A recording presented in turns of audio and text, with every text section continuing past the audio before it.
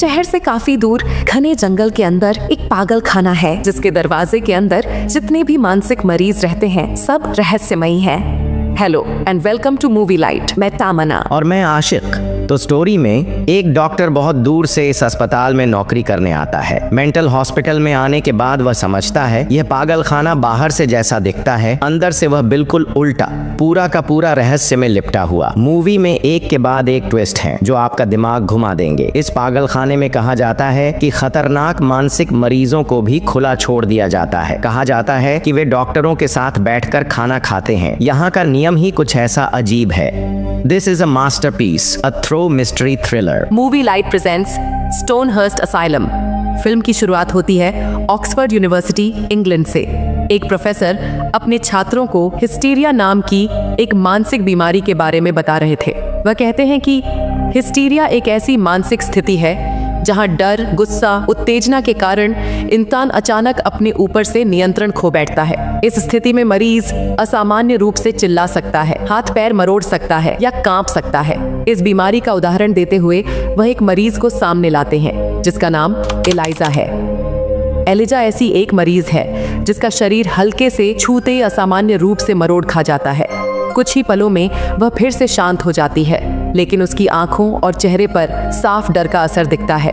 अब सीन बदल जाता है और देखा जाता है डॉक्टर एडवर्ड को, जो हाल ही में ऑक्सफोर्ड से पास होकर एक नए मानसिक रोग विशेषज्ञ बने हैं। उन्हें देखा जाता है एक घने जंगल से घिरे सुनसान रास्ते पर कहीं जाते हुए। वह एक ट्रेनिंग पर जा रहे हैं जहां उन्हें कुछ दिनों के लिए एक मानसिक अस्पताल में डॉक्टर के रूप में काम करना होगा। चारों ओर एक अजीब सी खामोशी है। अचानक कोहरे से ढके जंगल में वह कुछ स्थानीय लोगों को देखते हैं और उनकी मदद से पहुंच जाते हैं स्टोनहर्स्ट असाइलम के सामने। यह एक पुराना मानसिक अस्पताल है। वहां पहुंचकर अस्पताल को देखकर डॉक्टर एडवर्ड के मन में एक अजीब सा एहसास होता है। बार बार ऐसा लगने लगता है कि इस असाइलम के अंदर कुछ अशुभ उसके साथ घटने वाला है। उनकी पहली मुलाकात होती है मिकी से, जो उस असाइलम का एक कर्मचारी है। वह डॉक्टर एडवर्ड से कुछ सवाल करता है और उन्हें अंदर जाने की अनुमति देता है। असाइलम के अंदर जाकर वह चारों ओर कुछ अजीब उपकरणों को देखते हैं। इसी समय उनकी मुलाकात होती है असाइलम के सुपरिटेंडेंट से, जिसका नाम है डॉक्टर साइलस। और साइलस डॉक्टर एडवर्ड से कुछ सवाल करते हैं और समझ जाते हैं कि एडवर्ड सच में मानसिक रोगियों की मदद करना चाहते हैं। इसके बाद साइलस डॉक्टर एडवर्ड को मानसिक अस्पताल में रहने की अनुमति देते हैं। साइलस एडवर्ड को विभिन्न मानसिक रोगियों से मिलवाते हैं। उनमें से एक थी एलाइजा, जिसे हमने मूवी की शुरुआत में ही देखा था। देखा जाता है एलाइजा एकाग्र होकर पियानो बजा रही थी। साइलस डॉक्टर एडवर्ड से कहते हैं, यह जो मरीज को देख रहे हो, उसके शरीर के किसी भी हिस्से को अगर तुम छू लो तो वह बेहद उत्तेजित हो जाती है और उस वक्त वह क्या कर सकती है तुम कल्पना भी नहीं कर सकते। तुम जानते हो इसका इलाज क्या हो सकता है? डॉक्टर एडवर्ड कहते हैं म्यूजिक, क्योंकि देखिए वह एकाग्र होकर म्यूजिक बजा रही है। म्यूजिक उसके लिए मानसिक शांति का स्रोत है। साइलस और भी बताते हैं कि एलाइजा का पति एक बेहद बदतमीज इंसान था। पैसे की कमी नहीं थी, लेकिन उसके यौन व्यवहार में कुछ अजीब इच्छाएं थीं, जिन्हें एलाइजा ज्यादा दिन सहन नहीं कर पाई। इसी वजह से एलाइजा एक तरह के हिस्टीरिया से ग्रसित हो गई, जिसमें उसके शरीर के किसी भी हिस्से को छूने पर वह बेहद गुस्से में आ जाती है। एक दिन एलाइजा अपने पति का अत्याचार सहन न कर पाने की वजह से उसके दोनों कान काट देती है और एक कंघी से उसकी आंखें निकाल लेती हैं। इसके बाद एलाइजा के पिता उसे इस मेंटल असाइलम में छोड़ जाते हैं। डॉक्टर एडवर्ड को एलाइजा की यह कहानी बेहद अजीब लगती है, लेकिन उससे भी ज्यादा अजीब बात थी इस पागल खाने का एक खास नियम। यहाँ मरीजों को खुला रखा जाता था, मतलब किसी को जंजीरों में नहीं बांधा जाता था, किसी को कहीं बंद नहीं रखा जाता था। कभी भी कोई बड़ा हादसा हो सकता था अगर सारे मरीजों को इस तरह से छोड़ दिया जाए। सिर्फ इतना ही नहीं, मरीज डॉक्टरों के साथ बैठकर डिनर भी किया करते थे। एक दिन डिनर के समय एडवर्ड और मिकी फिन के बीच बहस शुरू हो जाती है। साइलस इससे नाराज होकर फिन से माफी मांगने को कहते हैं और फिन एडवर्ड से माफी मांगकर एक दोस्ती का ड्रिंक पेश करता है। लेकिन एडवर्ड उस ड्रिंक को पीने से पहले ही अचानक एलाइजा आकर वह ड्रिंक गिरा देती है। घटना पहले तो छोटी सी लगती है, लेकिन इसके पीछे एक बड़ा कारण था। देखा जाता है एलाइजा जब गिरा हुआ ड्रिंक साफ कर रही थी तब वह धीरे से एडवर्ड से कहती है, जितना जल्दी हो सके यहाँ से चले जाओ, नहीं तो तुम्हारा बहुत बड़ा नुकसान होगा। यह सुनकर एडवर्ड चौंक जाता है, क्योंकि शुरुआत से ही उसे लग रहा था इस असाइलम के अंदर कुछ तो सही नहीं है। इस पागल अस्पताल में कुछ अजीब चल रहा है। ये डॉक्टर एडवर्ड महसूस कर रहे हैं, लेकिन ठीक से समझ नहीं पा रहे हैं कि क्या हो रहा है। एलाइजा जब अपनी बात कहकर जाने लगी, एडवर्ड अचानक उसका हाथ पकड़कर कहता है, रुको, मेरे पास और कुछ सवाल हैं। लेकिन क्योंकि एलाइजा के शरीर में कोई भी हाथ लगाए तो उसका हिस्टीरिया रोग जाग जाता है, इसलिए एलाइजा अचानक अस्वाभाविक व्यवहार करने लगती है। एडवर्ड तुरंत माफी मांगता है और एलाइजा वहाँ से चली जाती है। उस रात एडवर्ड अपने कमरे में बैठकर इस पागल खाने को लेकर और भी अधिक संदेह में पड़ जाता है। सुरक्षा के लिए वह अपने पास एक पिस्टल रख लेता है। अचानक एक अजीब आवाज सुनाई देती है। एक लैंप लेकर वह उस आवाज का पीछा करते हुए जमीन के नीचे एक अंधेरे स्थान पर पहुंच जाता है। उसके मन में एक अनजाना डर पैदा होता है। इतना बड़ा पागल खाना जंगल के बीच और उस अस्पताल की जमीन के नीचे यह गुप्त जगह, यहाँ क्या है? धीरे धीरे वह एक कारागार जैसी कमरे के सामने पहुंच जाता है। उसके लैंप की रोशनी पड़ते ही अचानक कई लोग एक साथ चीखने लगते हैं। एडवर्ड चारों ओर देखकर चौंक जाता है। इतने लोग यहाँ बंदी हैं। पागल खाना तो ऊपर है, तो नीचे ये लोग कौन हैं? उनके व्यवहार से पहले तो लगता है कि वे सभी मानसिक रोगी हैं, लेकिन हैरानी की बात यह है कि वे सभी चीख कर कहते हैं, हम पागल नहीं हैं, हम स्वस्थ लोग हैं, हमें यहाँ से निकालो। एडवर्ड पहले तो ध्यान नहीं देता, सोचता है पागल क्या नहीं कहते, कोई पागल खुद को पागल कैसे स्वीकार करेगा। वह जानने की कोशिश करता है। तभी अचानक एक महिला कर्मचारी एडवर्ड का नाम लेकर उसे पुकारती है। वह और भी हैरान हो जाता है। इस अंधेरे में बंद एक महिला उसे उसका नाम कैसे जानती है। एडवर्ड उससे पूछता है, तुम मेरा नाम कैसे जानती हो?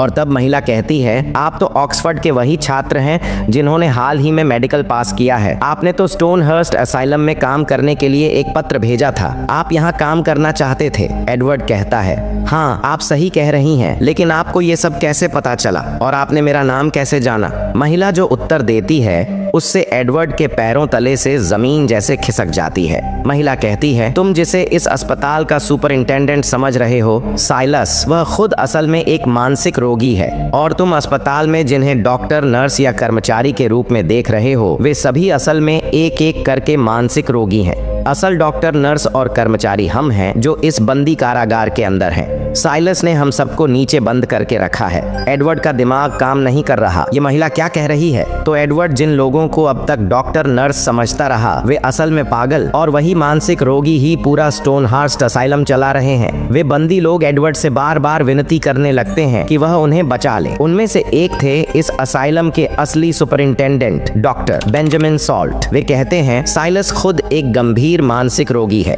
एक दिन वह हॉस्पिटल के सारे डॉक्टरों, नर्सों और कर्मचारियों को ड्रिंक में एनेस्थेटिक मिलाकर बेहोश कर देता है और सबको इस जमीन के नीचे के कारागार में बंद कर देता है। यहाँ तक कि कुछ डॉक्टर और नर्स उस घटना में मारे भी जाते हैं। तब से ही साइलस खुद को हॉस्पिटल का सुपरिंटेंडेंट बताने लगता है और पूरा असाइलम वहीं चलाता है। बाकी पागलों की देखभाल भी वही करता है। चूंकि असाइलम शहर से बहुत दूर एक सुनसान जगह पर है, इसलिए बाहर किसी को पता भी नहीं चलता कि यहाँ असली डॉक्टर नहीं, कुछ मानसिक रोगी पूरा अस्पताल चला रहे हैं। डॉक्टर साल्ट एडवर्ड से कहते हैं, अगर तुम ये दरवाजे खोल भी दो तो भी हम अभी भाग नहीं सकते। हमारे शरीर इतने कमजोर हैं, कई दिनों से कुछ खाया नहीं है, चलने की ताकत नहीं है। तुम यहाँ से जैसे भी हो भाग जाओ और शहर से मदद लेकर आओ। सब सुनकर एडवर्ड दौड़कर एलाइजा के पास जाता है। उसे अनुरोध करता है कि वह उसके साथ भाग चले। एलाइजा के प्रति डॉक्टर एडवर्ड की एक कमजोरी थी, इसलिए वह सीधे उसके पास गया था। वह एलाइजा को सावधान करता है, तुम नहीं जानती, यह पूरा असाइलम कुछ मानसिक रोगी चला रहे हैं। लेकिन एडवर्ड चौंक जाता है जब एलाइजा कहती है, मुझे ये सब पहले से ही पता है।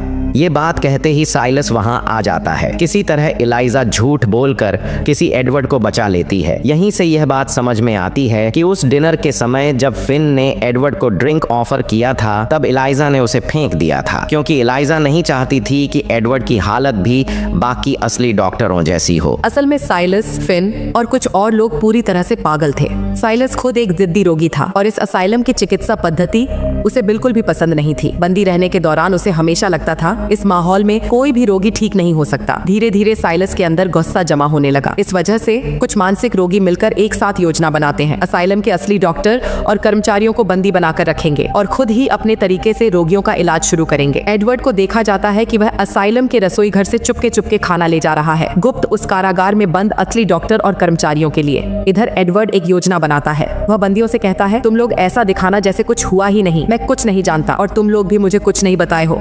बंदी सुपरिंटेंडेंट डॉक्टर बेंजामिन सॉल्ट बताते हैं, साइलस ने युद्ध के समय 5 सैनिकों को बेरहमी से मार डाला था। तभी से वह मानसिक रूप से पूरी तरह टूट गया। एडवर्ड जानना चाहता है साइलस का असली इतिहास, इसलिए वह साइलस की केस फाइल देखना चाहता है। डॉक्टर बेंजामिन बताते हैं वह केस फाइल उनके अपने ऑफिस में छुपी हुई है, लेकिन ऑफिस में जाते समय बहुत सावधानी बरतनी होगी क्योंकि अब साइलस ही उस ऑफिस को अपने नाम से चला रहा है। अगले दिन एडवर्ड एक अंधेरे बंदियों के कमरे से जानवर जैसी आवाजें सुनता है। वह धीरे धीरे पांव रखकर उस कमरे में जाता है। अंदर जाते ही वह देखता है एक विशाल दानव जैसा आदमी, एक मानसिक रोगी। अचानक एडवर्ड को देखकर वह आदमी बहुत गुस्से में आ जाता है और एक हाथ से उठाकर एडवर्ड को दीवार से पटक देता है। एडवर्ड समझ जाता है यह आदमी बहुत ताकतवर है, किसी भी समय उसे मार सकता है। इस समय वह एक उपाय सोचता है। आमतौर पर असाइलम में मानसिक रोगी अपनी जिंदगी की कुछ घटनाएं या अपने नाम दीवारों पर लिखते हैं। एडवर्ड उस दीवार पर खोजना शुरू करता है और जान जाता है उस रोगी का नाम है आर्थर।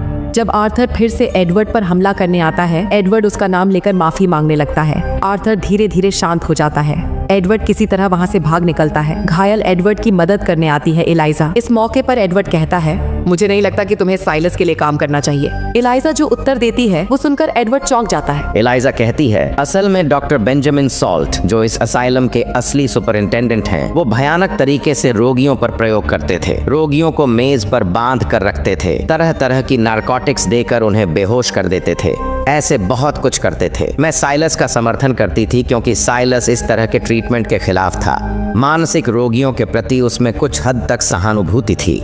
इसके बाद देखा जाता है वहां के एक लंबे समय के कर्मचारी ने ग्रिल तोड़कर भागने में सफलता पाई और उधर उसी समय डॉक्टर एडवर्ड साइलस की केस फाइल पाने के लिए चुपके से साइलस के ऑफिस रूम में घुसा था। थोड़ा और होता तो साइलस और फिन के हाथों पकड़ा ही जाता डॉक्टर एडवर्ड। लेकिन उसी समय खतरे की घंटी बज उठती है और फिन व साइलस समझ जाते हैं कि कोई भागने की कोशिश कर रहा है। 2 बंदी ग्रिल तोड़कर जंगल में भाग जाते हैं, लेकिन फिन एक समय बाद उन्हें पकड़ लेता है। एक बंदी हार मानकर आत्महत्या कर लेता है क्योंकि वह जानता है कि अगर जिंदा पकड़ा गया तो उसकी मौत और भी भयानक होगी, और दूसरे को फिन खुद ही मार देता है। उस रात एडवर्ड साइलस की केस फाइल पढ़ने बैठता है क्योंकि वह जानना चाहता है कि साइलस मानसिक रोगी कैसे बन गया। पता चलता है कई साल पहले साइलस एक सैनिक था और युद्ध के भयानक अनुभव और मानसिक आघात के कारण उसे असाइलम आना पड़ा। युद्ध की किसी घटना के बारे में वह कुछ नहीं कहता बल्कि चुप रहता है, लेकिन डॉक्टर बेंजामिन सॉल्ट की चिकित्सा पद्धति के खिलाफ वह हमेशा विरोध करता था। अगले दिन एडवर्ड असाइलम में एक नर्स को देखता है जिसे एलाइजा अपनी बहन जैसा मानती थी। एडवर्ड एलाइजा से कहता है, तुम अपनी इस नर्स बहन को लेकर यहाँ से भाग जाओ और तुम लोग इटली में जाकर स्वतंत्र रूप से रहो, मैं तुम्हारी मदद करूंगा। एलाइजा डर भरी आवाज में कहती है, तुम नहीं जानते, यहाँ से निकलते ही मेरा पति मुझे ढूंढकर मार डालेगा। एडवर्ड कहता है, अगर तुम्हारा पति तुम्हें ढूंढ निकाले तो उससे पहले मैं तुम्हारे पति को मार डालूंगा। यह सुनकर एलाइजा थोड़ा चौंक जाती है। वह सोचती है एक डॉक्टर के मुंह से ऐसा शब्द तो शोभा नहीं देता, और यहीं एक अजीब बात नजर आती है, एडवर्ड खुद भाग नहीं रहा, वह शहर से मदद क्यों नहीं ला रहा। इसका एक बड़ा रहस्य है जो बाद में पता चलेगा।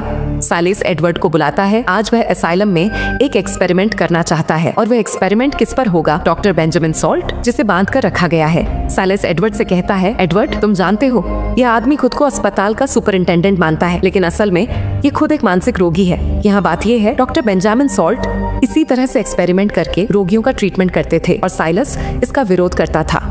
तो फिर साइलस खुद क्यों आज किसी और पर एक्सपेरिमेंट कर रहा है? असल बात यह है, कल रात डॉक्टर सॉल्ट के साथ साइलस की बहस होती है और झगड़ा ऐसे एक स्तर तक पहुंच जाता है कि तभी साइलस तय करता है, जैसे डॉक्टर बेंजामिन सॉल्ट हम पर एक्सपेरिमेंट के नाम पर अत्याचार करता था, वैसे ही डॉक्टर सॉल्ट पर भी एक्सपेरिमेंट किया जाएगा। इस एक्सपेरिमेंट का नाम था इलेक्ट्रोथेरेपी, जिसमें इंसान के दिमाग में कुछ सेकंड के लिए करंट दिया जाता है जो उसकी चेतना को नष्ट कर देता है। सिलास पहले कुछ सेकंड के लिए करंट देता है और फिर एडवर्ड को मजबूर करता है करंट देने के लिए। एडवर्ड समझ रहा था क्या हो रहा है। लेकिन वह कुछ कर नहीं पा रहा था। मजबूरी में डॉक्टर बेंजामिन को करंट देना पड़ता था, क्योंकि अगर वह ऐसा नहीं करता तो शायद साइलस को शक हो जाता कि डॉक्टर एडवर्ड शायद इस असाइलम की असली सच्चाई जान चुका है। 2 दिन बाद था न्यू ईयर का। स्टोनर सूटो असाइलम में एक पार्टी का आयोजन किया जाता है और उस दिन एक खाली जगह में फिन एलिजा की उस नर्स बहन को अकेले देख लेता है और वे दोनों उस तरह समय बिताने लगते हैं जैसा समय मेरे नसीब में कभी नहीं आया। तो खैर, लड़की को लगा था कि शायद फिन उसे सच में प्यार करता है, लेकिन लड़की गलत सोच रही थी। फिन अचानक उस लड़की का गला पकड़ लेता है और लड़की की वहीं हत्या कर देता है। फिन अचानक उस लड़की को मारने क्यों चला गया? पागल का बच्चा लगता है, मार ही दिया फिन ने। तो वह एक मानसिक रोगी था। दूसरी ओर एडवर्ड साइलस के बारे में और सब कुछ जानने के लिए साइलस के कारागार में पहुंच जाता है और इस समय वह एक फोटो ढूंढता है। वह फोटो अपनी जेब में रख लेता है। अचानक बाहर एक चीख सुनाई देती है। देखा जाता है एलाइजा अपनी प्यारी लड़की की जमीन पर पड़ी देखकर टूट जाती है। एडवर्ड सबसे छिपाकर पार्टी के ड्रिंक में एक प्रकार का केमिकल मिला देता है जिससे सब बेहोश हो जाएं। लेकिन दुर्भाग्य से फिन सब कुछ देख लेता है और एडवर्ड का एक्टिंग का मुखौटा फिन के सामने उतर जाता है। फिन के साथ उसकी लड़ाई शुरू हो जाती है। एडवर्ड किसी तरह फिन को रोकने में सफल होता है और पार्टी में पहुंचता है। बिना किसी शक के बाकी लोगों में घुल मिल जाता है, लेकिन सब एक साथ ड्रिंक शुरू करने से पहले ही फिन आकर सबको रोक देता है और ठीक उसी पल एडवर्ड पर पीछे से हमला करके उसे बेहोश कर दिया जाता है। एडवर्ड जब होश में आता है वो खुद को एक्सपेरिमेंट की बिस्तर पर बंद अवस्था में पाता है। एडवर्ड बहुत डर जाता है और खुद को उस बिस्तर से छुड़ाने की कोशिश करने लगता है, क्योंकि वह समझ जाता है कि आज उसी पर एक्सपेरिमेंट होने वाला है। तभी एलाइजा एडवर्ड के पास आती है और उसकी जेब से पाए गए लॉकेट को दिखाती है जिसमें एलाइजा की तस्वीर थी। एलाइजा शक करने लगती है, शायद एडवर्ड को उसका पति यहाँ भेजा है एलाइजा को पकड़कर ले जाने के लिए। एलाइजा सोचने लगती है एडवर्ड ने उसके साथ विश्वासघात किया है। एडवर्ड मजबूरी में असली वजह बता देता है कि वह इस मेंटल असाइलम में क्यों आया है। एडवर्ड कहता है 6 महीने पहले ऑक्सफोर्ड के लेक्चर में मैंने तुम्हें देखा था, वहाँ मैं भी था और तुम्हें देखकर मुझे अच्छा लगा। मैंने तय कर लिया तुम्हें जैसे भी हो मैं ढूंढ निकालूंगा और तुम्हारे साथ मैं अपनी बाकी जिंदगी बिताऊंगा। मैं इसीलिए यहाँ आया हूँ एलाइजा, तुम्हें मारने के लिए या इस असाइलम में नौकरी करने के लिए नहीं। तभी फिन को देखा जाता है। वह एडवर्ड को सबके बीच एक्सपेरिमेंट के लिए जबरदस्ती ले आता है। असाइलम के रोगी जैसे इस एक्सपेरिमेंट को देखने का इंतजार कर रहे थे।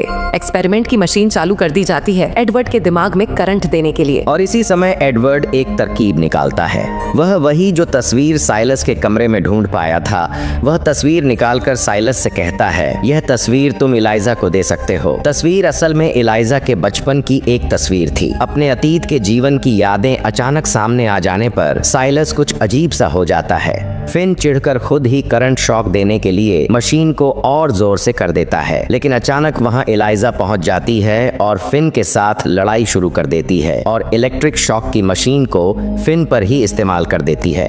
फिन के शरीर में आग लग जाती है और फिन मर जाता है, लेकिन आग सिर्फ फिन के शरीर में ही नहीं लगती, पूरे असाइलम में आग फैलना शुरू हो जाती है। एलाइजा जल्दी से एडवर्ड को बचा लेती है और बाकी लोगों को भी वहां से भागने में मदद करती है। उधर देखा जाता है साइलस युद्ध का फ्लैशबैक देखने लगता है, जहां चारों तरफ हमले में कई सैनिक एडम मरे हुए पड़े थे। साइलस एक एक करके उन्हें गोली मारकर मार देता है। वह स्थिति अत्यंत भयावह थी।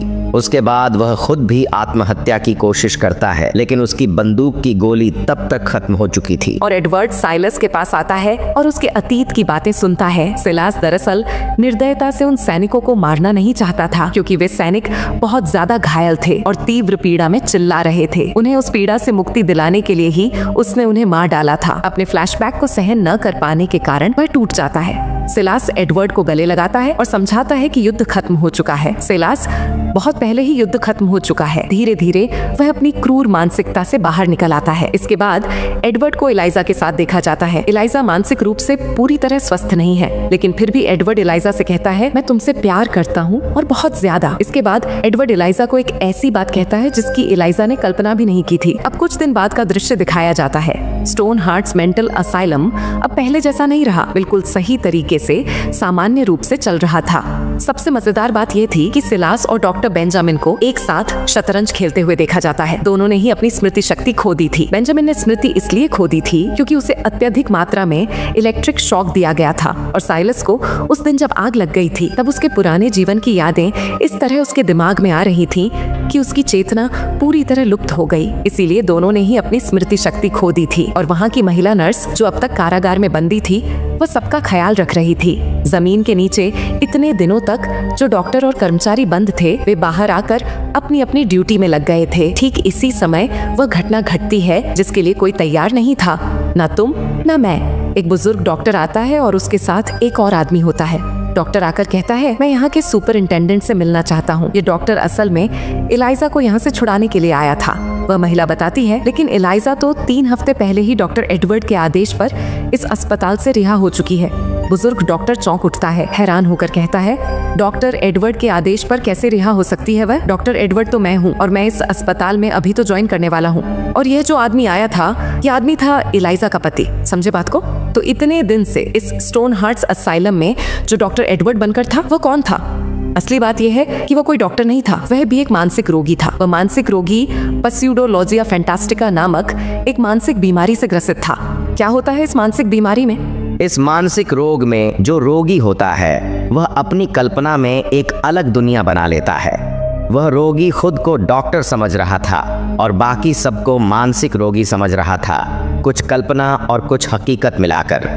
इस तरह के रोगी अपने लिए एक अलग काल्पनिक दुनिया बना लेते हैं और इसी बीमारी की वजह से वह आदमी एक पागल खाने में भर्ती था और उसका इलाज कर रहे थे डॉक्टर एडवर्ड। मतलब उस आदमी को याद करो जो मूवी के पहले सीन में ऑक्सफोर्ड यूनिवर्सिटी में दिखाया गया था, जहां एलाइजा को दिखाया गया था। जो एलाइजा एक हिस्टेरिक रोगी थी, ठीक उसके बाद वाला मरीज था वही आदमी जिसे इतने दिन सब डॉक्टर एडवर्ड समझ रहे थे। असल में उस दिन कुछ मानसिक रोगियों के बारे में बताया जा रहा था ऑक्सफोर्ड यूनिवर्सिटी में, और इसीलिए कुछ मानसिक रोगियों को वहां ले जाया गया था, जिनमें एलाइजा एक थी और दूसरा था वही आदमी जो इतने दिन डॉक्टर एडवर्ड बनकर स्टोन हार्ट असाइलम में था। उस दिन ऑक्सफोर्ड यूनिवर्सिटी में एलाइजा को पहली बार देखकर ही उस मानसिक रोगी को अच्छा लग गया था। उसके बाद एलाइजा को ढूंढने के लिए वह मानसिक रोगी जो पागल खाने में भर्ती था वहां से भाग गया और भागने से पहले असली डॉक्टर एडवर्ड की सारी चीजें चुरा लेता है, जैसे पहचान पत्र, बाकी चीजें। यह सब चुरा कर वह पहुंचता है स्टोन हार्ट असाइलम में एलाइजा को पाने के लिए। और चूंकि वह खुद भी एक मानसिक रोगी था और वह सिर्फ यहाँ एलाइजा को पाने के लिए आया था, इसलिए वह शहर से किसी भी तरह की मदद लाना नहीं चाहता था। और वह जो एक मानसिक रोगी था और वह जो एक पागल खाने से भागकर यहाँ आया था एलाइजा के लिए, यही बात उसने उस दिन एलाइजा से कही थी, जिसे सुनकर एलाइजा चौंक गई थी। लोग प्यार में पागल होते हैं ये सुना था, लेकिन एक पागल अपनी मोहब्बत को पाने के लिए इतना कुछ कर गया। पागल की मोहब्बत तो जो भी हो, इन सब बातों को सुनने के बाद भी वो महिला कर्मचारी हैरान नहीं होती, वह खुश होती है।